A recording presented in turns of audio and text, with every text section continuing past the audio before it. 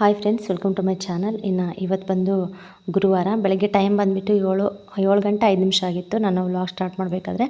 ಇಲ್ಲಿ ನೋಡ್ತಾ ಇರ್ಬೋದು ಬೆಳಗ್ಗೆನೇ ಸೂರ್ಯ ಹುಟ್ತಾ ಇದೆ. ಹುಟ್ಟಿದ ತಕ್ಷಣವೇ ಮತ್ತೆ ಹುಟ್ಟಿ ಒಂದು ಸ್ವಲ್ಪ ಹೊತ್ತು ಆಗೋವರೆಗೂ ಕೂಡ ಡೈರೆಕ್ಟಾಗಿ ಸೂರ್ಯನ ನೋಡ್ಬೋದು. ಏನು ಕೂಡ ಎಫೆಕ್ಟ್ ಅನಿಸೋದಿಲ್ಲ, ಕಣ್ಣು ಕೂಡ ಮಂಜು ಆಗೋದು ಆ ಥರ ಎಲ್ಲ ಏನು ಆಗೋದಿಲ್ಲ. ಯಾಕೆಂದರೆ ನಾವು ಅವಾಗ ತಾನು ಹುಟ್ತಾ ಇರ್ತಾನಲ್ವ, ಏನು ಕೂಡ ಅನಿಸೋದಿಲ್ಲ, ಆರಾಮಾಗಿ ನೋಡ್ಬೋದು ನಾವು ನೀಟಾಗೆ. ಇನ್ನು ಆಮೇಲೆ ಸ್ವಲ್ಪ ಬಿಸಿಲು ಬರ್ತಾ ಕಣ್ಣು ತುಂಬ ಕುಗ್ತಾ ಇರುತ್ತೆ. ಇನ್ನು ಬೆಳಗಿನ ಜಾವ ಎದ್ದ ತಕ್ಷಣ ಹೊರಗಡೆನೇ ಬಂದುಬಿಡ್ತೀನಿ. ನಾನು ಇನ್ನು ಯಾರ ಮುಖನೂ ನೋಡೋದಿಲ್ಲ. ಎದ್ದ ತಕ್ಷಣ ಬರ್ತೀನಿ, ಇನ್ನು ಸೂರ್ಯ ಹುಟ್ಟಿದರೆ ಸೂರ್ಯನ ಮುಖ ನೋಡ್ತೀನಿ. ಒಂದು ಸ್ವಲ್ಪ ಹೊತ್ತು ನೋಡ್ಬಿಟ್ಟು ಇನ್ನು ವಾತಾವರಣ ಎಲ್ಲ ನೋಡ್ತಾ ಇರ್ತೀನಿ. ತುಂಬ ಖುಷಿ ಅನ್ನಿಸ್ತಾ ಇರುತ್ತೆ ಇನ್ನು ಬೆಳಗ್ಗೆನೇ ವೆದರ್ ನೋಡ್ತಾ ಇದ್ದರೆ. ಇನ್ನು ಗುಂಡ ಕೂಡ ಮಲ್ಕೊಂಡಿದ್ದ, ಇನ್ನು ಎದ್ದಿರಲಿಲ್ಲ. ಅವನಂತೂ ಇಲ್ಲಿಗೆ ಬಂದಾಗಿಂದ ಮತ್ತೆ ಜೋಲಿ ಅಭ್ಯಾಸ ಮಾಡಿಬಿಟ್ಟಿದ್ದಾನೆ. ಬೇಡ ಅಂದ್ರೂ ಕೇಳ್ತಾ ಇಲ್ಲ. ಅಲ್ಲಿದ್ದಾಗಂತೂ ನನ್ನ ಪಕ್ಕದಲ್ಲೇ ಮಲ್ಕೊತಾ ಇದ್ದ. ಬಂದು ಫಸ್ಟ್ನೇ ದಿನ ನನ್ನ ಪಕ್ಕದಲ್ಲಿ ಮಲ್ಕೊಂಡಿದ್ದ. ಆಮೇಲೆ ಇದ್ಬಿಟ್ಟು ಇನ್ನು ನಂಗೆ ಜೋಲಿ ಬೇಕಂತ ಮತ್ತೆ ಹಠ ಮಾಡೋದಕ್ಕೆ ಸ್ಟಾರ್ಟ್ ಮಾಡ್ದೆ. ಮತ್ತು ಜೋಲಿನೇ ಅಭ್ಯಾಸ ಆಗಿಬಿಟ್ಟಿದೆ ಅವನಿಗೆ ಇಲ್ಲಿ.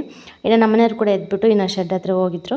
ಇನ್ನು ನಾನು ಕೂಡ ಬಂದೆ. ಇವಾಗ ಅಲ್ಲಿ ಎಲ್ಲ ಕೆಲಸ ಎಲ್ಲ ಮುಗಿಸ್ಕೊಂಡು ಇನ್ನು ಬೆಡ್ಶೀಟ್ ಎಲ್ಲ ಮಡಚಿ ನೀಟಾಗಿ ಎಲ್ಲ ಕಸ ಎಲ್ಲ ಗೂಡಿಸ್ಬಿಟ್ಟು ಇನ್ನು ಮನೆಗೆ ಹೋಗೋಣ ಅಂತ ಹೇಳ್ಬಿಟ್ಟು ಇನ್ನು ಬಂದ್ವಿ. ಇಲ್ಲಿ ನೋಡ್ತಾ ಇರ್ಬೋದು ಎಲೆ ಎಲ್ಲ ಇವಾಗ ಉದುರೋ ಕಾಲ ಅಲ್ವಾ, ಎಲೆ ಉದ್ರಿಬಿಟ್ಟು ಕೆಲವೊಂದು ಮರ ಆಗಲೇ ಫುಲ್ಲು ನೀಟಾಗಿ ಚಿಗುರುಬಿಟ್ಟಿದೆ.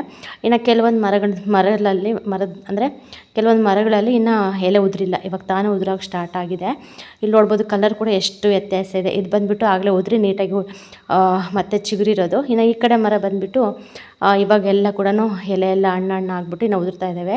ಸಿಕ್ಕಾಪಟ್ಟೆ ಕಸ ಇರುತ್ತೆ ಫ್ರೆಂಡ್ಸ್, ಎಷ್ಟು ಸತಿ ಗೂಡಿಸಿದ್ರು ಕೂಡ ಅಷ್ಟು ಕಸ ಇರುತ್ತೆ. ಇನ್ನು ಎಲ್ಲಿ ನೋಡಿದ್ರು ಕೂಡ ಉತ್ತಗಳಂತೂ ಬೆಳೆದುಬಿಟ್ಟಿದೆ, ಸಕ್ಕತ್ತೆ ಬೆಳೆದುಬಿಟ್ಟಿದೆ. ಆ ಉತ್ತ ನೋಡ್ದಂಗೆಲ್ಲ ಬರೀ ಹಾವಿನ ನೆನಪೇ ಬರ್ತಾ ಇರುತ್ತೆ. ಇನ್ನು ಬೆಳಗ್ಗೆ ಬಂದುಬಿಟ್ಟು ಇಲ್ಲೆಲ್ಲ ನೀಟಾಗಿ ಕಸ ಗೂಡಿಸಿ ಎಲ್ಲ ಒಂದು ಡಬ್ಬಿಗೆಲ್ಲ ತುಂಬಿದ್ದೆ. ದಿನಾ ಗೂಡಿಸಿದ್ರು ಕೂಡ ಒಂದು ಬುಟ್ಟಿ ತುಂಬ ಸಿಗ್ತಾ ಇರುತ್ತೆ. ಇಷ್ಟು ಕಸ ಸಿಗುತ್ತೆ ಡೈಲಿ, ಅಷ್ಟು ಎಲೆ ಉದುರುತ್ತೆ. ಇನ್ನು ಎಲ್ಲಿ ನೋಡಿದ್ರು ಕೂಡ ಬರೀ ಮರಗಳೇ ಅಲ್ವ ಇರೋದು, ಹಾಗಾಗಿ ಸಖತ್ತು ಕಸ ಅನ್ನಿಸ್ತಾ ಇರುತ್ತೆ. ಇನ್ನು ಎಲ್ಲ ಗೂಡಿಸ್ಬಿಟ್ಟು ಎಲ್ಲ ತುಂಬಿ ನೀಟಾಗೆಲ್ಲ ಇದು ಮಾಡಿದೆ. ಇನ್ನು ಫೈನಲಿ ಮನೆಗೆ ಬಂದ್ವಿ. ಇನ್ನು ಮನೆಗೆ ಬಂದ ತಕ್ಷಣ ಪವಿತ್ರ ಅಡುಗೆ ಕೆಲಸ ಸ್ಟಾರ್ಟ್ ಮಾಡಿದ್ಲು.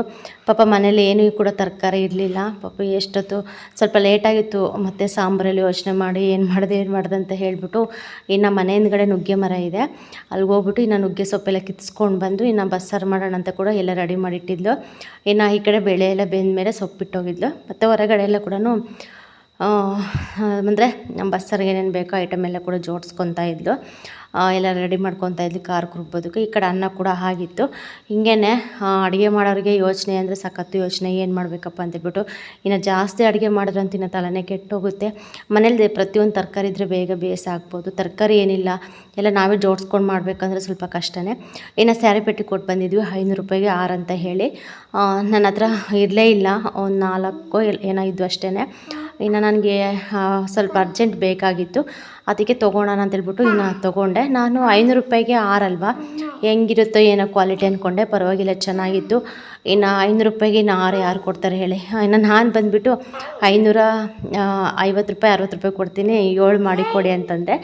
ಇಲ್ಲಮ್ಮ ಬರೋದಿಲ್ಲ, ನಮಗೆ ಪೆಟ್ರೋಲ್ ಖರ್ಚಿಗೆ ಸಾಕಾಗಲ್ಲ, ಹಂಗೆ ಹಿಂಗೆ ಅಂತಂದರು. ಸರಿ ಬಿಡಿ ಅಂತೇಳ್ಬಿಟ್ಟು ಇನ್ನು 500 ರೂಪಾಯಿ ಕೊಟ್ಬಿಟ್ಟು ಇನ್ನು 6 ಲಂಗಗಳು ತೊಗೊಂಡೆ. ಇನ್ನು ಪವಿತ್ರ ಬಂದುಬಿಟ್ಟು ಇವತ್ತು ನಮ್ಮ ಮಾವ ಇರಲಿಲ್ಲ, ಅವರು ಎಲ್ಲ ಊರಿಗೆ ಹೋಗಿದ್ದರು. ಇನ್ನು ಮಾವನ ಡ್ಯೂಟಿ ಬಂದು ಇನ್ನು ಪವಿತ್ರಿಗೆ ಬಿದ್ದಿದೆ ಇವತ್ತು. ಬಿಸಿಲೆಲ್ಲ ಹೋಗ್ಬಿಟ್ಟು ಇನ್ನು ಹುಲ್ಲೆಲ್ಲ ಕಿತ್ಕೊಂಡ್ಬಂದು ಎಲ್ಲ ಕ್ಲೀನ್ ಮಾಡೋಣ ಅಂತೇಳ್ಬಿಟ್ಟು ಎಲ್ಲ ತೆಗಿತಾ ಇದ್ದಾಳೆ. ಇನ್ನು ಯೋಷಿತಲ್ಲಿ ಮಲಗಿಸೋಗಿದ್ಲು.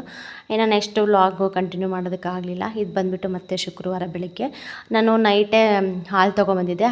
ಇನ್ನು ಮನೆಯಿಂದ ಬರ್ತೀವಲ್ವ, ಆವಾಗೆ ಹಾಲು ತೊಗೊಬಂದಿದ್ದೆ. ಮೊನ್ನೆ ಏನಾಯ್ತಂದರೆ ಹಸುದು ಹಾಲು ಕರಿತಾ ಇಲ್ಲಲ್ವ ಈಗ, ಅದಕ್ಕೆ ಅದ್ರ ಟೇಸ್ಟೇ ಒಂಥರ ಇರುತ್ತೆ. ನಾನು ಫಸ್ಟ್ನೇ ದಿನ ಟೀ ಮಾಡಿದಾಗ ಒಂದು ಸ್ವಲ್ಪ ಉಪ್ಪು ಅಂತ ಅನ್ನಿಸ್ತೈತಿ. ಯಾಕೆ ಈ ಥರ ಅನ್ನಿಸ್ತೈತೆ ಅಂದಾಗ ನಮ್ಮ ಮನೆಯವ್ರು ಇದ್ಬಿಟ್ಟು ಹಾಲು ಕರಿಯೋದು ಸ್ಟಾಪ್ ಮಾಡಿದ್ದೀವಲ್ವ, ಅವಾಗ ಹಂಗೆ ಕರಿಬಾರ್ದು, ಚೆನ್ನಾಗಿರಲ್ಲ ಅಂತಂದರು.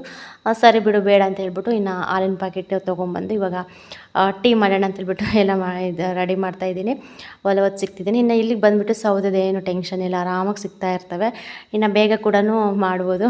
ಆಗಲೇ ಮತ್ತು ವ್ಲಾಗ್ಗೋಸ್ಕರ ವೆಯ್ಟ್ ಮಾಡ್ತಾ ಇರ್ತೀರ. ಒಂದಿನ ವ್ಲಾಗ್ ಹಾಕಿಲ್ಲ ಅಂತಂದರೂ ಕೂಡ ಕಮೆಂಟ್ ಮಾಡ್ತಾ ಇರ್ತೀರ. Thank you so much. ನನಗೆ ನೀಟಾಗಿ ವ್ಲಾಗ್ ಮಾಡಬೇಕು, ಚೆನ್ನಾಗಿ ಅಪ್ಲೋಡ್ ಮಾಡಬೇಕು, ಡೈಲಿ ಒಂದು ವಿಡಿಯೋ ಹಾಕಬೇಕು ಅಂತ ತುಂಬ ಆಸೆ. ಬಟ್ ಏನು ಮಾಡೋದು, ಸರಿಯಾಗಿ ನನಗೆ ಇದೇ ಆಗ್ತಾಯಿಲ್ಲ, ಮಾಡೋದಕ್ಕೆ ಆಗ್ತಾಯಿಲ್ಲ, ಹಾಗಾಗಿ ಮಾಡ್ತಾಯಿಲ್ಲ ಅಷ್ಟೇ. ನಾನು ಸ್ವಲ್ಪ ಎಲ್ಲ ಸೆಟ್ ಆದಮೇಲೆ ನೀಟಾಗಿ ಡೈಲಿ ಕೂಡ ಅಪ್ಲೋಡ್ ಮಾಡ್ತೀನಿ. ನಾನು ಯೂಟ್ಯೂಬ್ ಮಾಡ್ತಾ ಇರೋದೇ ನಾವು ಸ್ವಲ್ಪ ಏನಾದರೂ ಅರ್ನ್ ಮಾಡೋಣ, ಏನೋ ಮುಂದೆ ಒಳ್ಳೆಯದಾಗುತ್ತೇನೋ ಅನ್ನೋ ಒಂದು ಇದಿಟ್ಕೊಂಡು ಚಾನಲ್ ಇದು ಮಾಡಿರ್ತೀವಿ. ಬಟ್ ನನಗೆ ಸರಿಯಾಗಿ ವೀಡಿಯೋಸ್ ಹಾಕೋಕ್ಕಾಗ್ತಾಯಿಲ್ಲ, ಅದೇ ಸಖತ್ತು ಬೇಜಾರಾಗ್ತಾಯಿದೆ. ಬಟ್ ನೀವು ಒಂದಿನ ವೀಡಿಯೋ ಹಾಕಲಿಲ್ಲ ಅಂದರೂ ಕೂಡ ನನಗೆ ಮತ್ತೆ ಕಮೆಂಟ್ ಮಾಡ್ತಾ ಇರ್ತೀರಲ್ವ, ನೋಡಿ ಒಂಥರ ಖುಷಿ ಆಗುತ್ತೆ, ಮತ್ತೊಂದು ಸ್ವಲ್ಪ ಬೇಜಾರಾಗುತ್ತೆ. ಪಾಪ ವೆಯ್ಟ್ ಮಾಡ್ತಾ ಇರ್ತಾರೆ, ನಾನು ಇವತ್ತು ವೀಡಿಯೋನೇ ಹಾಕಲಿಲ್ಲ, ಯಾಕೆ ಈ ಥರ ಆಗ್ತಾಯಿದೆ ಅಂತ ಕೂಡ ನನಗೆ ತುಂಬ ಬೇಜಾರಾಗುತ್ತೆ. ಇನ್ನು ಟೀ ಎಲ್ಲ ಕುಡಿದ್ವಿ. ಇನ್ನು ಟೀ ಎಲ್ಲ ಕುಡಿದ್ಬಿಟ್ಟು ಇನ್ನು ನಮ್ಮ ಮನೆಯವರು ಕಲ್ಯಾಣ ಅಲ್ಲೇ ಇದ್ದರು ಶೆಡ್ ಹತ್ರ. ಮತ್ತೆ ಇಲ್ಲಿಗೆ ಬಂದೆ ನಾನು. ಅವರು ಎದ್ಬಿಟ್ಟು ಹಂಗೆ ಡೈರೆಕ್ಟಾಗಿ ಬಂದುಬಿಡ್ತಾರೆ. ಇನ್ನು ಬೆಡ್ಶೀಟ್ ಏನು ಕೂಡ ಮಡಚಿ ಕ್ಲೀನ್ ಮಾಡಿ ಬರೋದಿಲ್ಲ. ಮತ್ತೆ ನಾನು ವಾಪಸ್ ಬಂದುಬಿಟ್ಟು ಇವಾಗ ಇದೆಲ್ಲ ಕ್ಲೀನ್ ಮಾಡಿ ಮತ್ತೆ ಹೋಗಬೇಕು. ಏನೋ ಫ್ರಿಜ್ ಬಂದುಬಿಟ್ಟು ಇಲ್ಲೇ ಇಟ್ಟಿದ್ದೀವಿ. ಲಲಿತಾ ಸಿಸ್ಟರ್ ಕಮೆಂಟ್ ಮಾಡಿದ್ರಲ್ವ, ಆರಾಮಾಗಿ ಇಲ್ಲೇ ಇರ್ಬೋದು, ಈ ರೂಮ್ ಚೆನ್ನಾಗಿದೆ ಅಲ್ವಾ ನೀವು ಇರೋ ರೂಮ್ ಅಂತ ಹೇಳಿ. ಏನು ಗೊತ್ತಾ, ಇಲ್ಲ ಸ್ವಲ್ಪ ಇರೋದೇ ಈ ಥರ ಸಿಂಗಲ್ ರೂಮ್ ಇದೆ. ಮತ್ತು ಇದಕ್ಕೆ ಅಡ್ಗೋಡೆ ಆಗಲಿ ಮತ್ತು ನೀಟಾಗಿ ಏನು ಶೆಲ್ಫಿನ ವ್ಯವಸ್ಥೆ ಏನೂ ಇಲ್ಲ. ದೊಡ್ಡ ದೊಡ್ಡ ಕಿಟಿಗೆ 3 ಕಿಟಿಗೆ ಇಟ್ಬಿಟ್ಟಿದ್ದಾರೆ, ಫುಲ್ಲು ಬೆಳಕು ಗಾಳಿ ಬರಲಿ ಅಂತ ಹೇಳಿ. ಅದಕ್ಕೋಸ್ಕರ ನಮಗೆ ಐಟಮ್ ಎಲ್ಲ ಇಟ್ಕೊಳ್ಳೋದಕ್ಕೆ ಜಾಗ ಸಾಕಾಗಲ್ಲ. ಮೇಲ್ಗಡೆ ಒಂದು ಏಕದು ಉದ್ದನ್ಗೆ ಶೆಲ್ಫ್ ಇದೆ, ಅದರಲ್ಲೆಲ್ಲ ನೀಟಾಗಿ ಜೋಡಿಸ್ಕೋಬೋದು ಅಂದ್ಕೊಳ್ಳಿ. ಬಟ್ ಸ್ಟವ್ ಇಡೋಕ್ಕಾಗಲಿ ಮತ್ತು ದಿವಾನ್ ಕಾಟ್ ಇದೆ, ಮಂಚ ಇದೆ, ಮತ್ತು ಈಗ ಫ್ರಿಜ್ ಇದೆ, ಅದೆಲ್ಲ ಮತ್ತು ಚಿಕ್ಕ ಪುಟ್ಟ ಪಾತ್ರೆ ಸಾಮಾನು ಅವೆಲ್ಲ ಇದೆ ಅಲ್ವಾ, ಅದೆಲ್ಲ ಕೂಡ ಇಟ್ಕೊಳ್ಳೋದಕ್ಕಾಗೋದಿಲ್ಲ. ಏನಾದರೂ ಒಂದು ವ್ಯವಸ್ಥೆ ಮಾಡ್ಕೋಬೋದು, ಏನಾದರೂ ಸ್ವಲ್ಪ ಟೇಬಲ್ಲು ಅವು ಇವು ತಂದು ಇದು ಮಾಡ್ಕೋಬೋದು. ತೋಟಕ್ಕೂ ಊರಿಗೆ ಸ್ವಲ್ಪ ದೂರ ಆಗುತ್ತೆ, ಅದಕ್ಕೆ ಸ್ವಲ್ಪ ರಿಸ್ಕ್ ಆಗುತ್ತೆ. ಇನ್ನೊಂದು ಹೆಂಗೋ ಸ್ವಲ್ಪ ಮಾಡ್ಕೋಬೋದು. ಹೆಣ್ಮಕ್ಳಂದರೆ ಏನಾದರೂ ಒಂದು ಐಡಿಯಾ ಮಾಡಿ ಮಾಡ್ಕೊತೀವಿ ಅಂತ ಅಂದ್ಕೊಳ್ಳಿ. ಈ ಗೋಡೆಗಾಗಲಿ ಮತ್ತು ಬೇರೆ ಸ್ವಲ್ಪ ಟೇಲ್ಸ್ಗಾಗಲಿ ಏನೋ ಎಫೆಕ್ಟ್ ಆಗೋ ಹಾಗಿಲ್ಲ, ಮತ್ತು ಮೊಳೆ ಹೊಡೆಯೋದಾಗಲಿ ಗಲೀಜು ಮಾಡೋದಾಗಲಿ ಆ ಥರ ಎಲ್ಲ ಮಾಡೋ ಹಾಗಿಲ್ಲ.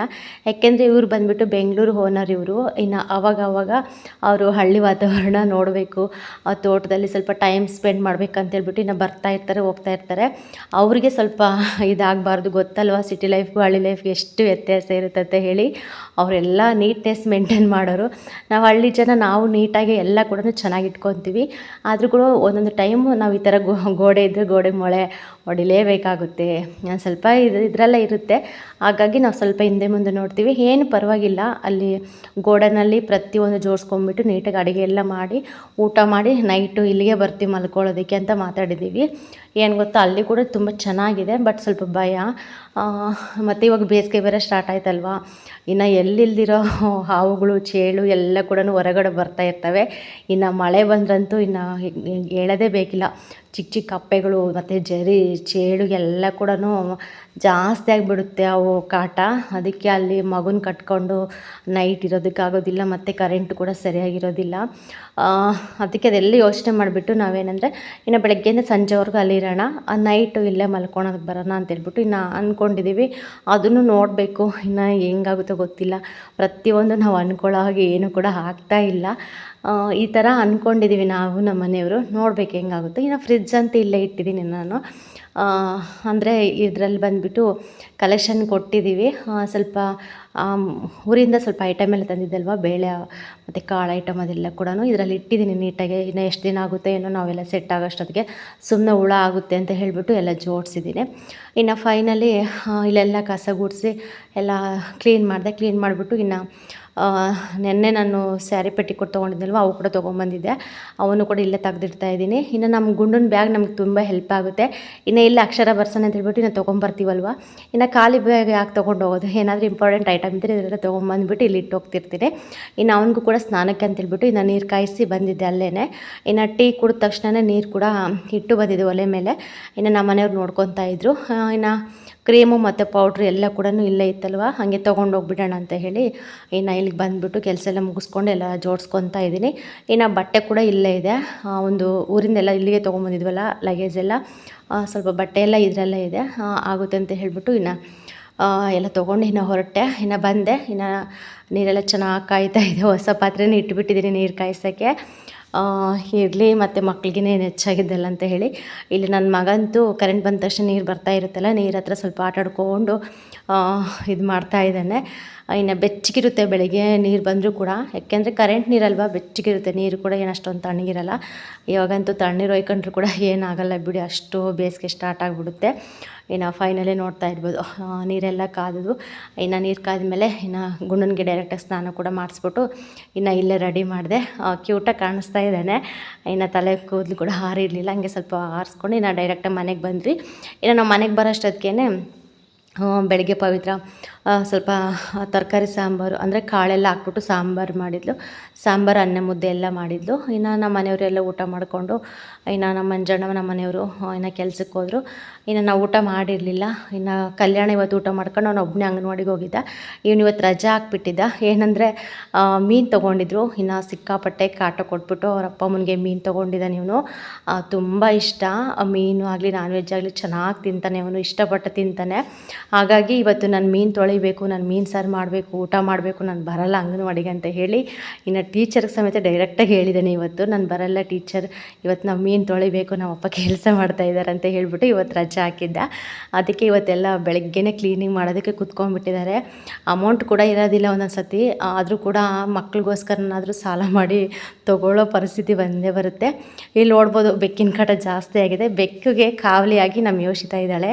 ಆ ಬೆಕ್ಕು ಬಂದ ತಕ್ಷಣ ಕೋಲ್ ತೊಗೊಂಡು ಓಡಿ ಓಡಿ ಓಡಿ ಹೋಗಿ ಬೆಕ್ಕು ಓಡಿಸ್ತಾ ಇದ್ದಾಳೆ. ಅಮ್ಮ ಮಗ ಫುಲ್ಲು ಮೀನು ಉಜ್ಜೋದ್ರಲ್ಲಿ ಬ್ಯುಸಿಯಾಗಿಬಿಟ್ಟಿದ್ದಾರೆ. ಪಾಪ ನಮ್ಮ ಯೋಷಿತ ಬೆಕ್ಕಿನ ಕಾವಲಿ ಮತ್ತು ನಾಯಿ ಕಾವಲಿ ನೋಡ್ಕೊಂಡಿದ್ದಾಳೆ. ನಿಜವಾಗ್ಲೂ ನಗು ಅಂದರೆ ಸಿಕ್ಕಾಪಟ್ಟೆ ನಗು ಬಂದುಬಿಟ್ಟಿತ್ತು ನನಗಂತೂ. ಇನ್ನು ಈ ವಿಡಿಯೋ ನೋಡ್ತಾ ಇದ್ದೀನಲ್ವ, ಇವಾಗಲೂ ಸಮೇತ ನಗು ಬರ್ತಾ ಇದೆ. ಅಷ್ಟು ಅವಳು ಇದು ಒಂದು ಬೆಕ್ಕು ಬಿಡಿಸ್ಕೊಳ್ಳಿಲ್ಲ, ಒಂದು ನಾಯಿ ಕೂಡ ಬಿಡಿಸ್ಕೊಳ್ಳಿಲ್ಲ. ಇನ್ನು ಬಂದ ತಕ್ಷಣ ಕೋಲ್ ತೊಗೊಂಡು ಸುಮ್ಮನೆ ಓಡಿಸ್ಕೊಂಡು ಹೋಗ್ತಾಯಿದ್ಲು. ಎಷ್ಟು ಬುದ್ಧಿ ಅಂದರೆ ಚಿಕ್ಕ ಮಕ್ಕಳಿಗೆ ಸಕ್ಕತ್ತು ಬುದ್ಧಿ ಇರುತ್ತೆ ಬಿಡಿ. ಇನ್ನು ಈ ಕಡೆ ಬಂದುಬಿಟ್ಟು ನಮ್ಮ ಮಂಜಣ್ಣ ಚಿಕ್ಕಪ್ಪರದ್ದು ಇವತ್ತು ಸಿಮೆಂಟೆಲ್ಲ ಇದು ಮಾಡ್ತಾಯಿದ್ರು. ಅದಕ್ಕೆ ಸಿಮೆಂಟೆಲ್ಲ ನೀಟಾಗಿ ಕಲಿಸ್ಕೊಡ್ತಾ ಇದ್ದಾರೆ. ಇನ್ನು ಫೈನಲಿ ಮೀನೆಲ್ಲ ತೊಳೆದ್ಬಿಟ್ಟು ಎಲ್ಲ ಕ್ಲೀನ್ ಮಾಡಿ ಇನ್ನು ಕಟ್ ಮಾಡಿದ್ದಾರೆ. ಇನ್ನು ಇವತ್ತು ಬಂದ್ಬಿಟ್ಟು ಒಂದು ದೊಡ್ಡ ಮೀನಿತ್ತಲ್ವ, ಆ ಸಾಂಬಾರು ಮಾಡ್ತಾರೆ. ಇನ್ನು ಚಿಕ್ಕ ಮೀನಿತ್ತಲ್ವ, ಅದು ಫಸ್ಟ್ ದನಿಗೆ ಫ್ರೈ ಮಾಡಬೇಕಂತ ಹೇಳ್ಬಿಟ್ಟು ಅವನಂತೂ ಫಸ್ಟ್ ಫ್ರೈ ಮಾಡಿಕೊಡು ನನಗೆ ಅಂತ ಹೇಳ್ಬಿಟ್ಟು ಹಠ ಮಾಡ್ತಾಯಿದ್ದ. ಅದಕ್ಕೆ ಈ ದೊಡ್ಡ ಮೀನೆಲ್ಲನೇ ಇಲ್ಲಿ ಫಸ್ಟ್ ಚಿಕ್ಕ ಮೀನೆಲ್ಲ ಫಸ್ಟ್ ಫ್ರೈ ಮಾಡೋಣ ಅಂತ ಹೇಳ್ಬಿಟ್ಟು ಮುಂಚೆನೇ ಒಂದು 10 ನಿಮಿಷ ಮುಂಚೆನೇ ಇನ್ನು ಕಬಾಬ್ ಪೌಡ್ರ್ ಬರುತ್ತಲ್ಲ, ಫಿಶ್ ಕಬಾಬ್ ಪೌಡ್ರು ಮತ್ತು ಶುಂಠಿ ಬೆಳ್ಳುಳ್ಳಿ ಪೇಸ್ಟ್ ಎಲ್ಲ ತರಿಸ್ಬಿಟ್ಟು ನೀಟಾಗಿ ಉಪ್ಪು ಅದೆಲ್ಲ ಹಾಕ್ಬಿಟ್ಟು ಕಲಸಿ ಎತ್ತಿಟ್ಟಿದ್ಲು. ಒಂದು 10 ನಿಮಿಷ ಸ್ವಲ್ಪ ಚೆನ್ನಾಗಿ ಉಪ್ಪು ಖಾರ ಎಲ್ಲ ಹಿಡಿಲ್ಲ ಅಂತ ಹೇಳಿ. ಇನ್ನು ಅಷ್ಟರಲ್ಲಿ ಸಾಂಬಾರು ಮಾಡೋಣ ಅಂತ ಹೇಳ್ಬಿಟ್ಟು ಇನ್ನು ಸಾಂಬಾರಿಗೆಲ್ಲ ಜೋಡಿಸ್ಕೊತಾ ಇದ್ದಾಳೆ. ಇನ್ನು ಇವನಂತೂ ವೆಯ್ಟ್ ಮಾಡ್ತಾನೇ ಇಲ್ಲ, ಅಮ್ಮ ಬೇಗ ಮಾಡು ಅಂತ ಹೇಳಿ. ನಿಜವಾಗ್ಲೂ ಇನ್ನೊಂದು ವಿಷಯ ಫ್ರೆಂಡ್ಸ್, ಏನು ಗೊತ್ತಾ, ವಾರಕ್ಕೂ 15 ದಿನಕ್ಕೂ ಏನೆಲ್ಲ ಮಕ್ಕಳಿರೋ ಮನೇಲಿ ಏನಾದ್ರು ಸ್ವಲ್ಪ ನಾನ್ ವೆಜ್ ಮಾಡಿದ್ರೆ ಏನೋ ಅನಿಸಲ್ಲ. ತಿಂಗಳಾನ್ಗಟ್ಲೆ ಗ್ಯಾಪ್ ಆಗಿಬಿಡುತ್ತಲ್ಲ. ಇನ್ನು ದೊಡ್ಡವ್ರಿಗೆ ಇರೋದಕ್ಕಾಗೋದಿಲ್ಲ. ಇನ್ನು ಚಿಕ್ಕ ಮಕ್ಕಳು ಕಲ್ತ್ಕೊಂಡು ಬಿಟ್ಟಿರ್ತಾರೆ, ಅವು ತಡ್ಕೊಳ್ಳೋದೇ ಕಷ್ಟ ಅನಿಸುತ್ತೆ ಪಾಪ. ಅವ್ರಿಗೂ ಕೂಡ ತಿನ್ನಬೇಕು ಅಂತ ಆಸೆ ಇರುತ್ತಲ್ವ. ಹಾಗಾಗಿ ನಮ್ಮದನ್ನು ಅಂತೂ ಸಿಕ್ಕಾಪಟ್ಟೆ ಇಷ್ಟ. ಅವನಿಗೆ ಮೀನಾಗಲಿ ಚಿಕನ್ ಆಗಲಿ ಚೆನ್ನಾಗಿ ಇಷ್ಟಪಟ್ಟು ತಿಂತಾನೆ. ಅದಕ್ಕೆ ಸರಿಯಪ್ಪ, ನಾನು ಸಾಂಬಾರು ಎಲ್ಲನ ಪಕ್ಕಕ್ಕಿರಲಿ, ಫಸ್ಟ್ ನೀನು ಮಾಡಿಕೊಡ್ತೀನಿ ಅಂತ ಹೇಳ್ಬಿಟ್ಟು ಇನ್ನು ಇವಾಗೆಲ್ಲ ಕೂಡ ಮುಂಚೆನೆಲ್ಲ ಕಲಸಿಟ್ಟಿದ್ದಲ್ವ, ತವ ಇಟ್ಬಿಟ್ಟು ಒಂದು ಸ್ವಲ್ಪ ಎಣ್ಣೆ ಹಾಕ್ಬಿಟ್ಟು ಇವಾಗ ಫ್ರೈ ಮಾಡೋಣ ಅಂತ ಹೇಳ್ಬಿಟ್ಟು ಎಲ್ಲ ರೆಡಿ ಮಾಡ್ಕೊತಾ ಇದ್ದಾಳೆ. ಅಷ್ಟೇ ಮಕ್ಕಳಂತಂದರೆ ಹಂಗೆ. ಇನ್ನು ನನ್ನ ಮಗ ಬಂದು ಅವನೇನು ಕೂಡ ತಿನ್ನೋದೇ ಇಲ್ಲ ಫ್ರೆಂಡ್ಸ್. ಮುಂಚೆ ಸ್ವಲ್ಪ ಚಿಕನ್ ಆದರೆ ತಿಂತಾಯಿದ್ದ, ಇವಾಗಂತೂ ಅದನ್ನು ಬಿಟ್ಬಿಟ್ಟಿದ್ದಾನೆ. ಚಿಕನ್ ತಿನ್ನಲ್ಲ, ಮಟನ್ ತಿನ್ನಲ್ಲ, ಮೀನು ಏನೇನು ತಿನ್ನಲ್ಲ. ಮೊಟ್ಟೆ ಮಾತ್ರ ಒಂದು ಸ್ವಲ್ಪ ತಿಂತಾನೆ ಅಷ್ಟೇ, ಅದು ಬಿಟ್ರಂತ ಇನ್ನೇನು ತಿನ್ನೋದೇ ಇಲ್ಲ. ಇನ್ನು ಫೈನಲಿ ಅವ್ರ ಅಮ್ಮನ ಹತ್ರ ಫೈಟ್ ಮಾಡಿಬಿಟ್ಟು ಇನ್ನು ಫ್ರೈ ಮಾಡಿಸ್ಕೊಬಂದ. ಅವನ ಮುಖದಲ್ಲಿ ಖುಷಿ ಅಂತೂ ನೋಡೋದಕ್ಕಾಗ್ತಾಯಿಲ್ಲ, ಸಿಕ್ಕಾಪಟ್ಟೆ ಖುಷಿ. ಈ ಖುಷಿಗಿಂತ ಇನ್ನೇನು ಬೇಕು ಹೇಳಿ ಮಕ್ಕಳಲ್ಲಿ. ಪರವಾಗಿಲ್ಲ ಅಂತೇಳ್ಬಿಟ್ಟು ಇನ್ನು ಪವಿತ್ರ ಬಂದುಬಿಟ್ಟು ಮುಳ್ಳೆಲ್ಲ ತಕ್ಕೊಟ್ಟು ನೀಟಾಗಿ ಹೋದ್ಲು. ಇಲ್ಲಿ ಅಣ್ಣ ತಂಗಿ ಕೂತ್ಕೊಂಡು ಜಮಾಯಿಸ್ತಾ ಇದ್ದಾರೆ. ನಮ್ಮ ಯೋಷಿತನೂ ಅಷ್ಟೇ, ಅವಳಿಗೂ ಕೂಡ ತುಂಬ ಇಷ್ಟನೇ, ಚೆನ್ನಾಗಿ ತಿಂತಾಳೆ. ಓಕೆ ಫ್ರೆಂಡ್ಸ್, ಸಿಗೋಣ ನೆಕ್ಸ್ಟ್ ವ್ಲಾಗಲ್ಲಿ. ಅಲ್ಲಿವರೆಗೆ ವ್ಲಾಗ್ ನೋಡ್ತಾಯಿರಿ.